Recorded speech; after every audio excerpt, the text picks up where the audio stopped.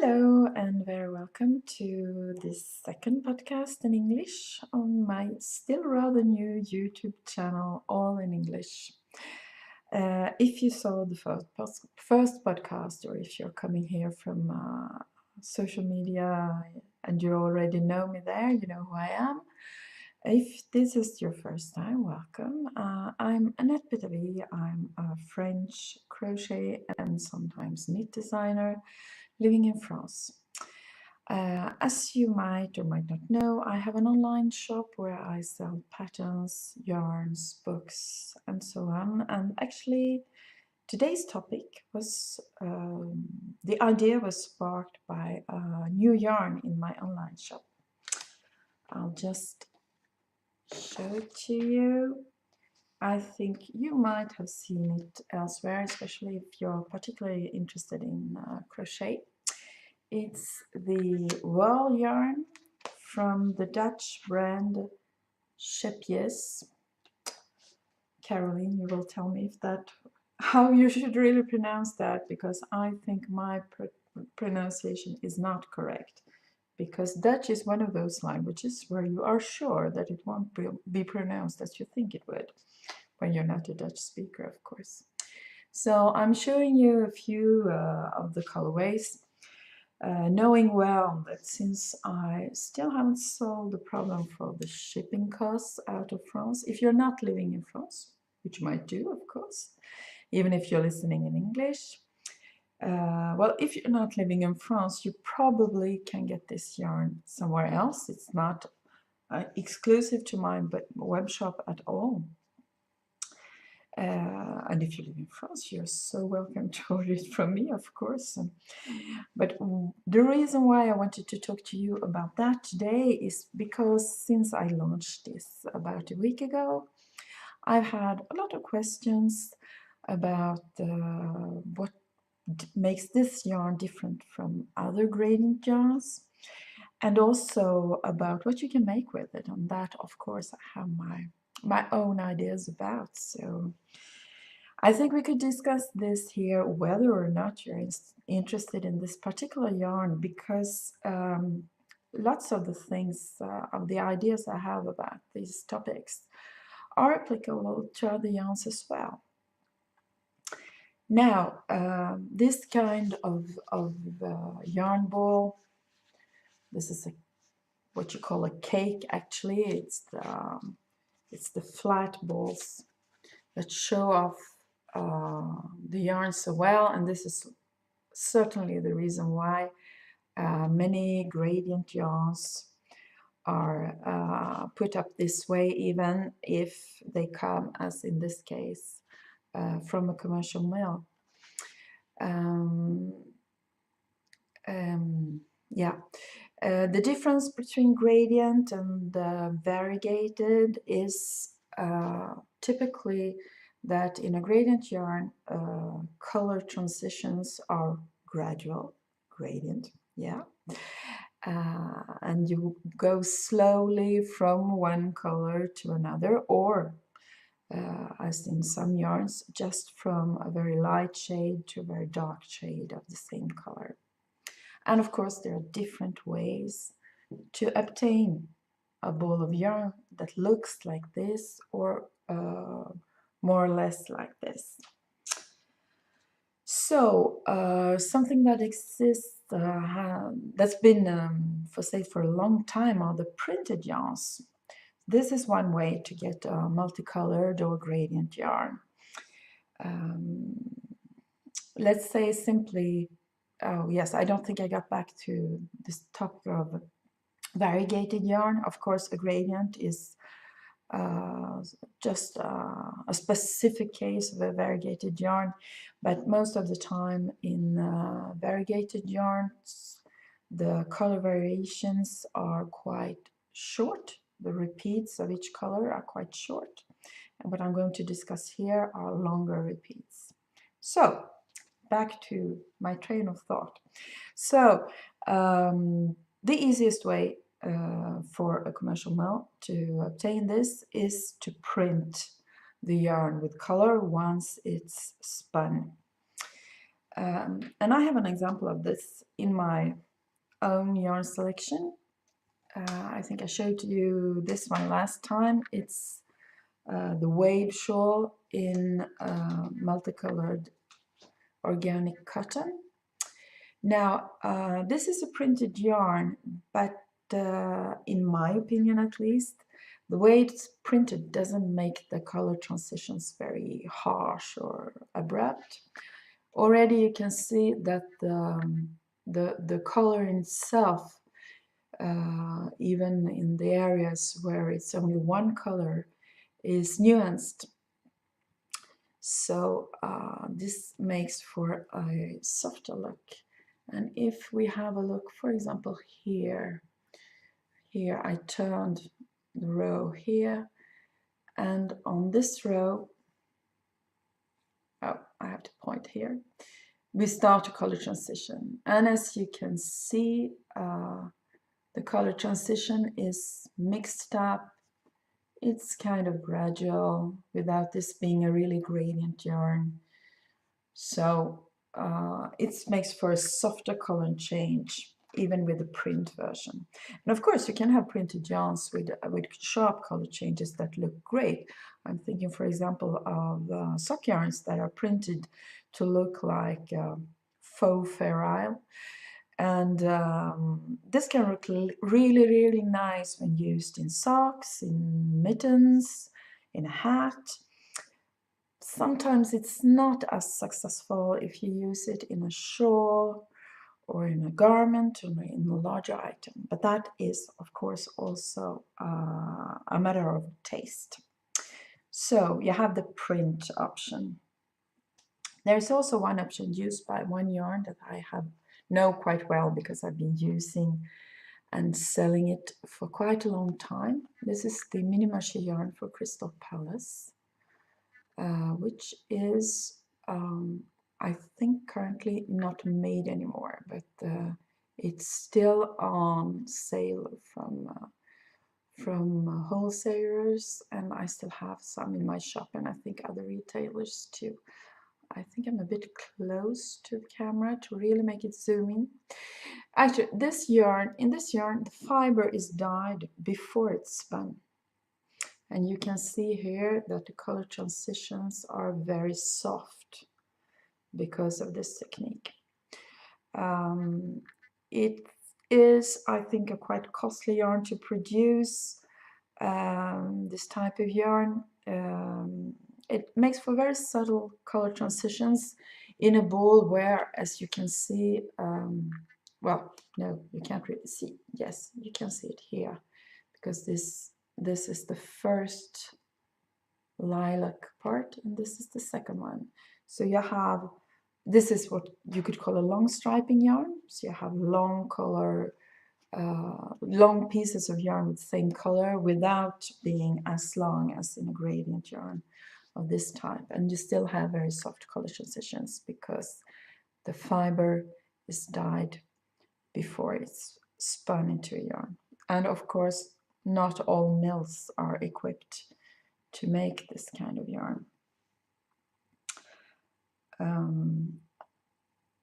I had an example of this yarn worked up in a shawl, and I think I'm going to go and fetch it because it will be useful for another thing I want to talk about later. I'll be right back. Okay, so here I am again, and this is the shawl I wanted to show you. It's actually made, it's one of my own designs. It's quite a simple design, but I'm going to talk about it in more detail in a few minutes. And this one is made with the solid colored fingering weight merino in this damson colorway. This is the color of the ball I just showed you, and this is another one with still the stripes of solid color in between. So we'll get back to that one. And of course I showed you this version of the wave shawl and I think I've already showed you last time also this one. This is a gradient dyed by one of my friends to a yarn that we call berlingot, which is currently out of stock, but as soon as we managed to get organized between all our other obligations for me to put up the yarn in the adequate quantities and for her to dye it, it will be back in stock. But you can see this type of yarns done by different indie dyers all over the world. So here, of course, it's dyed on a spun yarn, and there are different techniques to obtain this kind of slow gradient. And I'm not sure I'm going to give the exact way this one is dyed, because I think it's my friend Heike who dyes it. It's up to her if she wants to talk about it. But so this is a type of yarn that you can get from indie dyers. Of course, it entails a lot of work, manual work. So these yarns tend to be quite expensive, but also quite fabulous. Don't you think so? Especially for someone who loves turquoise like me. Wow, fab.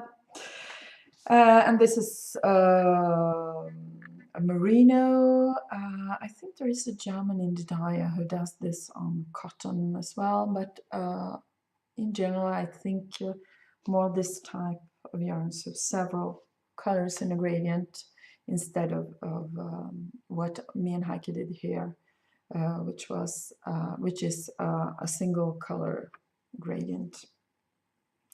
So still, if you want to produce yarn on a larger scale and make it available at a reasonable price for more people, well, you can't go the indie dye route, of course. What you can do, what I have heard that one European yarn brand does, which is not very helpful, is to create not this type of yarn cake, but something very similar, but with clear delineations, clear differences between the different colors. I came up on this in my Facebook newsfeed. One of my Facebook friends had worked yarn from this European manufacturer and found that it was simply lengths of different colored yarns tied together with knots,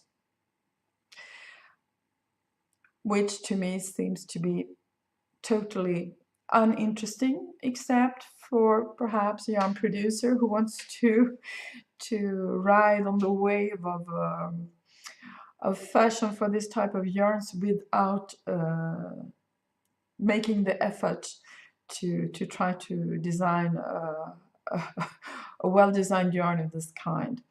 Because if you only have yarns of different types of colors tied together, then you might as well use smaller balls of different colored yarns and the colors of your choice, and so you can decide where this color change will fall, because you are, I think, more likely than not to have this color change when you're knitting or crocheting in the middle of a row, somewhere where you don't want it.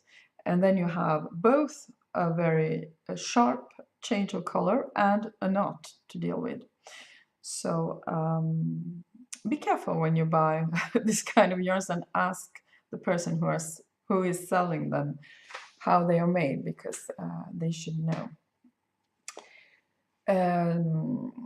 Also in France currently there is a yarn that looks a little bit like this, put out by one of the big French yarn brands.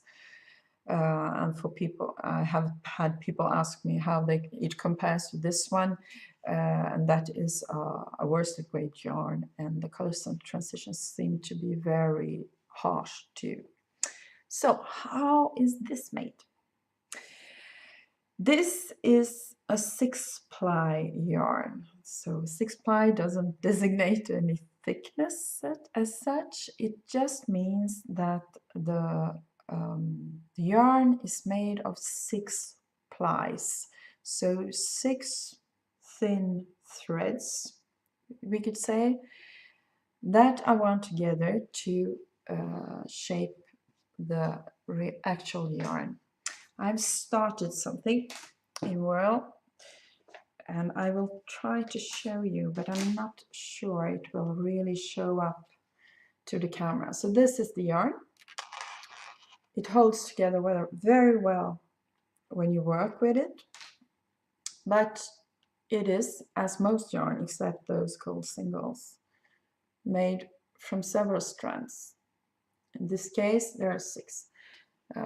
Oh, it's not focusing on it, but I think you can kind of see what I'm talking about. If you are a spinner, of course, you know this perfectly well, because you will have spun singles, and I'm blanking on the English term for rotor, and have well, wound them together in the opposite sense to make a thicker yarn.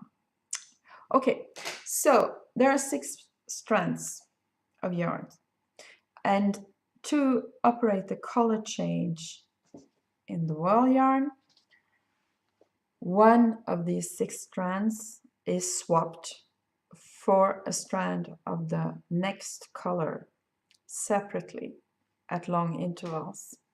So I think you can see it here. Here I've started here, of course.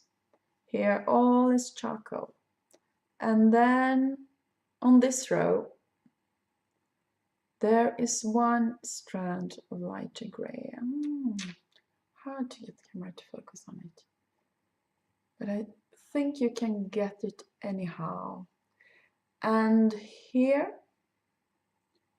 there are 2 strands of lighter gray. So as you can see, when you spot the very place, I think it's right in the middle there, where the new strand comes in, you can see it. But from not such a great distance, it's very smooth and almost imperceptible. This means that there is, of course, a join where the new strand comes in and is swapped for one of the previous strands. And I have looked closely on the yarn. Sometimes there is this very, very small knot of just one of the 6 strands, of course.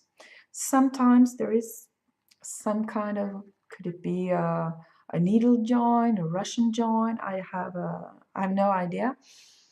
But there is a little bit of fuss around the yarn just at the junction. Now this is very easy to either conceal within the yarn or in your stitches by manipulating the yarn a little, perhaps rolling it or rolling the stitches a bit between your fingers. It's very discreet. You might not enjoy it, but to me it seems quite small price to pay for this kind of yarn.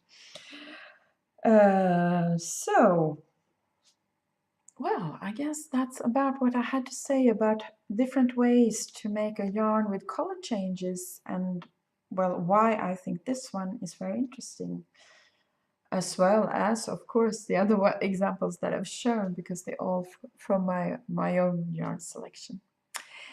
So, what can you make with this kind of yarn? Because I'm going to show another one, because I don't want to take the same all the time. Here we have 1,000 meters of yarn, which is like 1,100 yards. With 1,000 meters, you can make a really, really big shawl. You can make a garment, but you have to think about how the gradient evolves, so you don't get strange color changes. You know, you'll have gradual color changes in some places and then very quick ones in others. You can, of course, temper this by using stripes or something with solid colored yarn. I also thought it could be interesting to make a sleeveless top sideways. So you would work starting perhaps at the side seam, then working the back. So decreasing, well, if you start at side seam, you actually increase after the armhole.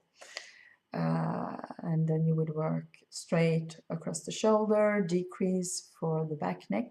I'm showing the front, but the back neck. Increase for the shoulder, decrease for the arm side, and continue. So you would work like a cylinder, but of course shaped. I think that could be quite interesting, because in that way you will have the gradient uninterrupted, just slightly modified by the number of stitches in each row. I am going to make a shawl. I've started this one in crochet. Now it looks a little bit, for the moment, like the one I will show you in a second, but it will be quite different when it continues. And this is based on trebles in US terminology, and this is based on double crochets. So the way I'm going to work this new shawl is the same basic technique that I used for this one, which is called blueberry pie. So it's a pie shawl. So what is a pie shawl? A pie shawl is a concept invented, I think, by Elizabeth Zimmerman, who was a British-born knitter, very famous in the US knitting circles in the 60s, I think, and something of a pioneer. And she was better at maths than I am. But the idea of a pie shawl, this is a half pie shawl because it's a half circle. She made it originally in a complete circle, knitting a shawl from the center out and doubling the number of stitches at certain intervals. Now, if you're good at math, you will be able to explain this. But what I know is that in the beginning, when the circle is small, you will have to decrease quite quickly,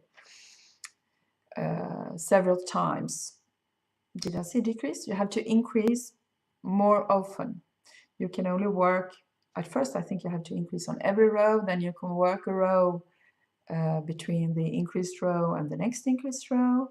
Then you can work 2 rows between the increased rows, then 4, then 8, etc., etc. This is of course applicable to crochet too. However, as I've already said, I think the variability of crochet stitches will require some adaptation. You can't just apply the knitting recipe to your crochet work, but the principle is the same. So if you look at this shawl, it's more or less easy to spot in the dark yarn, but have a look at this blue stripe.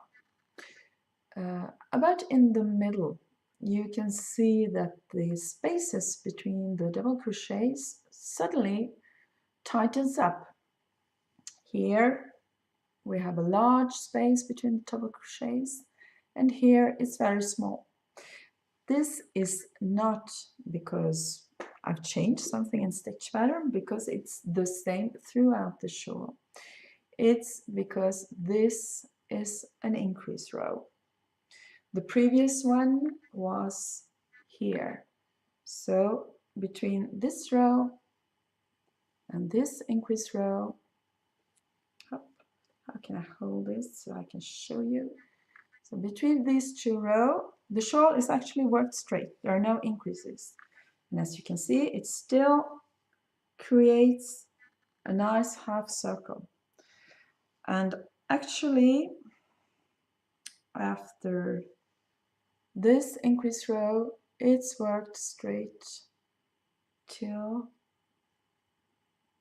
Now, this is a change in stitch pattern. So it's worked straight to the border, which is a bit different, but it's not increasing. Now, this is interesting when you are designing a shawl. And I should say that the shawl on the mannequin there is a knitted pi-shawl designed by Kirsten Kapoor through the loops. I have it because I knitted it, and also because I represent Kirsten on the French language market. I sell French translations of her patterns, and it's called Liz Christie. In English, you can find it on Ravelry, and it's a gorgeous, gorgeous shawl. This one is much more simple because this was actually me trying out the pi principle in a half circle crochet shawl. Now, one reason to use this, of course, is that this very simple stitch pattern looks much more interesting because the stitches seem to open up when you work the rows toward the edge, which is of course the tension put on the stitches as your circle continues to grow. It's also very interesting from a design point of view because since the increased rows are spaced out more and more, you have several rows, quite a few at the end of the shawl, where you have no increases to handle. They are all in this increase row. And you can use a complicated stitch pattern that would be difficult to use if you had to incorporate increases into it very easily. Also, in this particular case, we need to use quite a lot of yarn to make the gradient appear, especially in a color like this one, where the center is quite large and the color change appears toward the outside of the ball. Of course, the best way to handle this is perhaps to start with the outside. Then you are sure to work through the gradient. But still means we have to use a lot of yarn. And what I discovered when I made this was that pi shawls use more yarn than other half circular shawls, or circle shawls, of course. Why? I could have guessed this before, but I didn't. I'm not smart enough. But when I had made this one and realized that this took 800 meters, and I would have expected like perhaps 650 or something for the size of shawl and the stitch pattern. Well, it's because you make all the increases on one row, and this row, to be able to work a flat circle, half circle, this row has to come first. And then you work the rows after it until the outer edge becomes too tight and you have to work another increase row. When you add stitches row by row, let's say at the end you will have 300 stitches. In a pi shawl, you will have to have increased to have these 300 stitches several rows above, because this is how it's made. You double the number of stitches on a row. This means that we will be working on this full number of stitches from many rows before we reach the end. And this means that we will use more yarn, which can be a problem if you're short on yarn, so don't work pi shawls with your very limited amounts of yarn, but which is good if we want to use up a lot of yarn to be able to see our gradient. So this is the idea I'm working on here. Right now it looks very much like the other shawl, but it's going to be different. So yes, I wanted to say I had another idea around this type of yarn. So if you take, we can do this with any, but let's show another colorway just to have fun. This type of colorway, you could almost use it as if it were several balls of yarn. by cutting it. This is also something you can do when you have a multicolored yarn that includes a color that you don't like at all. You just cut the color and take it out of the yarn. My idea was to take perhaps this colorway and use, let's say that we start at the outside. We can from time to time break up our shawl or whatever we're making by taking the yarn from the inside of the ball and throwing in a stripe. Imagine that you do this with this one, or that one, or even this one. Could be interesting. Just saying. Okay, so these were a few of my thoughts and ideas about working with gradients and multicolored yarns. As I said, all this was sparked by the introduction in my shop of this wool yarn, but I hope it can be something to think about and perhaps be useful for you when you buy and use multicolored yarns. I think it's enough for today. If you care to come back, I hope to have another video out in a couple of weeks. Right now I'm off for a show in central France, actually, in Puy-de-Dôme, which is in the Auvergne region, which is it's all the volcano mountains. It's gorgeous. I hope to have a little bit of time to watch the scenery. At least I will on my way there. Have a really nice day. Happy crocheting, happy knitting. Learn about your yarn and use it to best effect. See you soon. Bye bye.